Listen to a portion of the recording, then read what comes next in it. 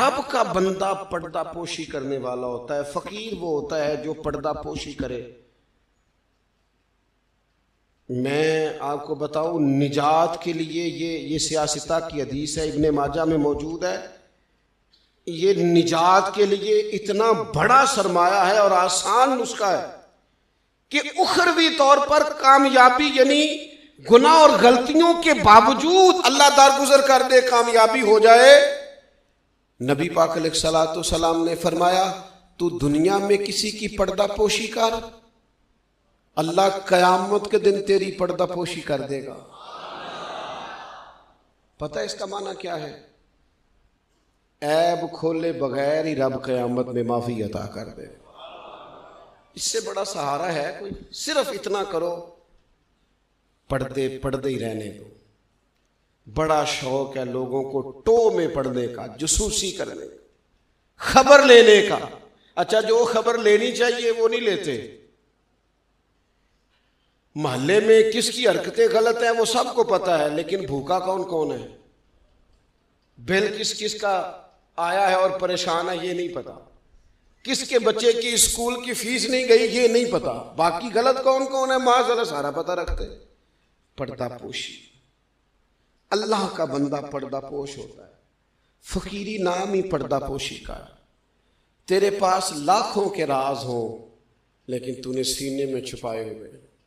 फकीर अपने कफन में बड़े राज छुपा के दुनिया से चले जाते हैं, वो राज खोला।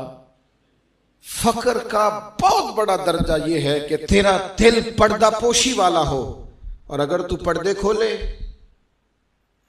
पर्दा दरी करे, तो नबी पाक ने फरमाया जो किसी के पर्दे खोलेगा वो अपने घर के अंदर भी बैठा हुआ तो अल्लाह उसके पर्दे खोल के उसे जलील कर देगा। क्या माना है? साफ सुथरी दो टोक बात है। जिसका जलील होने का दिल हो कि मेरे पर्दे खुल जाए, वो दूसरों के खोल दे, खुद ब खुद तेरे खुल जाएंगे। लेकिन दूसरों के बच्चों की बातें चस्के ले ले के करना और फिर कहना मेरे बच्चे बदनाम ना हो, दूसरों के घर की बातें मुंह खोल खोल के करना, फिर ख्याल करना कि तेरे बच्चों की कोई बात नहीं करेगा। ओ भाई, अगर चाहता है तेरे पर्दे कायम रहे तो फिर तू भी पर्दे कायम रख।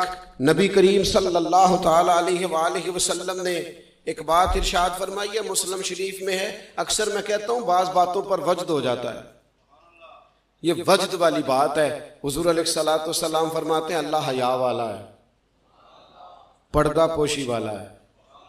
अल्लाह हया और पर्दा पोशी को पसंद फरमाता है। अल्लाह हया वाला है, पर्दे डालने वाला है। हया और पर्दा पोशी को अल्लाह, जो रब का पसंदीदा बनना चाहे, एक तो हया करे और दूसरा पर्दे डाले। इसका भी ऐब छुपाए, उसका भी ऐब छुपाए, उसके भी ऐब छुपाए।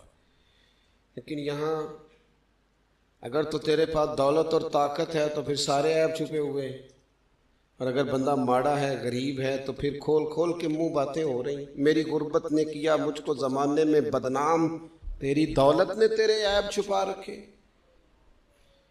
अपनी तबीयत को पढ़। अल्लाह का बंदा कंजुल माल में मौजूद है। हजरत उमर रदी अल्लाह ताला अन्हु बैठे थे। ये जरा देखिए ये हुजूर की तरबियत याफ्ता जमात कैसी थी। सैयदना फारूक आजम बैठे हैं, हजरत जरीर इब्ने अब्दुल्ला रदी अल्लाह ताला अन्हु बैठे। एक आदमी की अचानक हवा खारिज हो गई और उसकी आवाज आई और बदबू फैल गई। अब ये चीजें बाज़-औक़ात इंसानी तबीयत के कंट्रोल में नहीं होती। हमारे यहाँ लोग मजाक उड़ाते हैं, फब्तियां कसते हैं, तानाजनी करते हैं। हवा खारिज हुई, आवाज भी आई और बदबू भी फैली। तो हजरत जरीर इब्ने अब्दुल्ला फटाफट उठ के खड़े हुए, हजरत उमर से अर्ज करने लगे हुजूर हम सारे जाके वजू ना कर रहे। एक आदमी की हवा खारिज हुई है, वजू एक का टूटा है। हजरत जरीर फटाफट उठ गए कि कहीं किसी एक की तरफ लोगों का इशारा ना हो जाए, वो बंदा शर्मिंदा होगा, पर्दा खुलेगा। ये तरबियत है रसूलुल्लाह के सहाबा की। उठ के खड़े हो के अर्ज की हुजूर अमीरुल मोमिनीन, चूंकि आप इस वक्त हमारे अमीर, इजाजत दें, सारे वुजू न कर आए। तो वो भी तो हजरत उमर थे ना। फरमाने लगे तू इस्लाम कबूल करने से पहले भी सरदार था कबीले का जरीर, तू आज भी सरदार ही है। तेरी बातें सरदारों वाली हैं, तेरी बातें जरा बड़ी बड़ी हैं, तेरा दिल जरा बड़ा है। तूने जो बात की है वो बड़े लोग किया करते हैं, पर्दा पोशी बड़े लोग करते हैं, किसी को शर्मिंदगी से बड़े लोग बचाते हैं। किसी शख्स का गर्दन ना झुके, ये बड़े लोगों का काम है, बड़े लोगों का। वो गर्दनें झुका के राजी नहीं होते, वो किसी को इज्जत दे के राजी होते हैं। तू बड़ा आदमी है, लिहाजा तूने बड़ी बात ही कर दी है।